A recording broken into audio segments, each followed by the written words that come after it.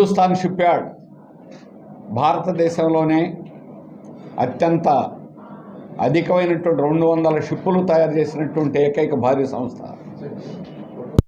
Private యాజమాన్యం 8 షిప్పులు తయారు చేయాలని ప్రారంభించి ఒక్క షిప్పు కూడా స్వాతంత్రానికి ముందు చేయలేకపోయాడు.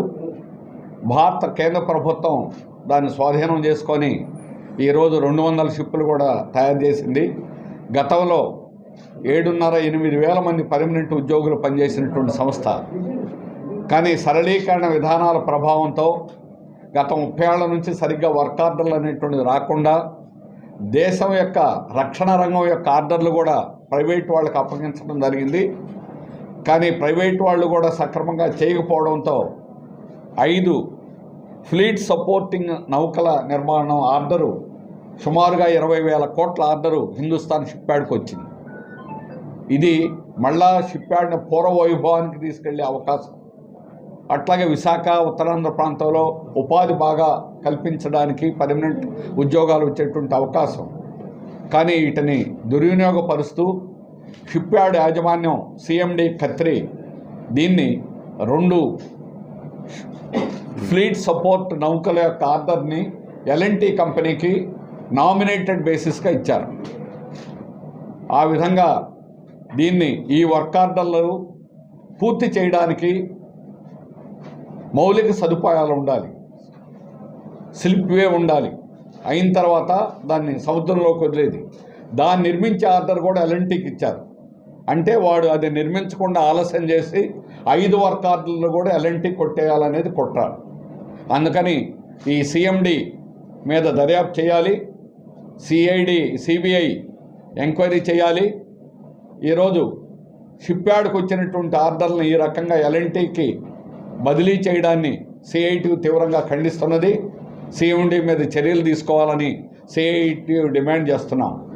అలాగే 5 ఆర్డర్లు కూడా ఫ్లీట్ సపోర్టింగ్ నౌకల ఆర్డర్ మొత్తం కూడా హిందుస్థాన్ షిప్ యార్డ్లోనే చేయాలి. దీనికి మౌలిక సదుపాయాలు కలిగించేదానికి ఇచ్చినటువంటి ఎల్ఎన్టీ ఆర్డర్ను రద్దు చేసి వేరే వాళ్ళ ద్వారా దీన్ని చేయించి వేగంగా మౌలిక సదుపాయాలు కల్పించాలి. అప్పుడు ఈ షిప్ ఆర్డర్లు అనేటువంటి చేయడానికి అవకాశం కలుగుతుంది. ఆ విధంగా జరిగితేనే షిప్ యార్డ్కి ఇచ్చినటువంటి 20,000 కోట్ల ఆర్డరు నిలబెట్టుకోవడం అవుతుంది. లేకపోతే పేరుకి ఆర్డర్లు ఇవ్వడం 7 ఏళ్ల నుంచి నాటకం ఆడుతున్నారు కేంద్ర ప్రభుత్వం. ఇప్పటికి ఆర్డర్లు ఇచ్చారు. 7 ఏళ్ల నుంచి మీరు పత్రికల్లో రాస్తూనే ఉన్నారు, వచ్చేసింది షిప్ యార్డ్కి అన్ని ఆర్డర్లు అని. అవి ఏవి రాలా. ఇప్పుడు వచ్చిన దాన్ని ఎల్ఎన్టీకి అప్పగించేటువంటి పద్ధతిలో ఈరోజు మేనేజ్మెంట్ 2 ఆల్రెడీ నామినేటెడ్ బేసిస్లు ఇచ్చేసింది. ఈ విధంగా ఇవ్వడాన్ని అవి మొత్తం రద్దు చేయాలి. మొత్తం అన్ని వర్క్ ఆర్డర్లు కూడా షిప్ యార్డ్లో నిర్మించాలి. దానికి మౌలిక సదుపాయాలు కల్పించాలి. దీంట్లో జరిగేటువంటి వెనక నుంచి రాజకీయ ఒత్తిళ్లు, బీజేపీ ప్రభుత్వం ఎటువంటి ఒత్తిళ్లతో దీన్ని ఎల్ఎన్టీకి అప్పచెప్పాలని ప్రయత్నిస్తున్నారో ఆ రాజకీయ ఒత్తిళ్లన్నింటినీ కూడా విరమించుకోవాలి. అలాగే దీనిలో రిక్రూట్మెంట్ జరుగుతూ ఉంది.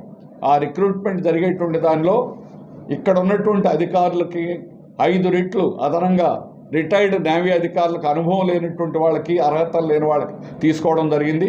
దాన్ని కాగ్ తప్పుపట్టింది. దాన్ని మళ్ళీ రద్దు చేసి మళ్ళీ ఇప్పుడు వాళ్ళకు అనుకూలంగా రూల్స్ తయారు చేసి మళ్ళీ అదే 100 మంది నేవీ అధికారులను మళ్ళా తీసుకుంటా ఉన్నారు. ఆ విధంగా ఈ నియామకాల్లో కూడా తప్పులు జరుగుతున్నాయి. స్థానికంగా అర్హత ఉన్నటువంటి వాళ్ళు, అక్కడ పనిచేసేటువంటి అధికారుల్లో నైపుణ్యం ఉన్నవాళ్ళు అనేక మంది ఉన్నారు. వాళ్ళందరినీ తొక్కేసి ఈరోజు బయట నుంచి అనుభవం లేని, అర్హత లేని వాళ్ళని ఈ రకంగా రిక్రూట్ చేయడం అనేటువంటి తప్పు. దీన్ని కూడా మేము తీవ్రంగా విమర్శ చేస్తున్నాం.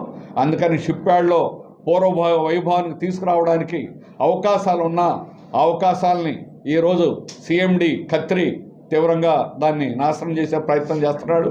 అది ఎటువంటి పరిస్థితిలో ప్రజల యొక్క మద్దతు, ప్రజల యొక్క పోరాటం అవసరం.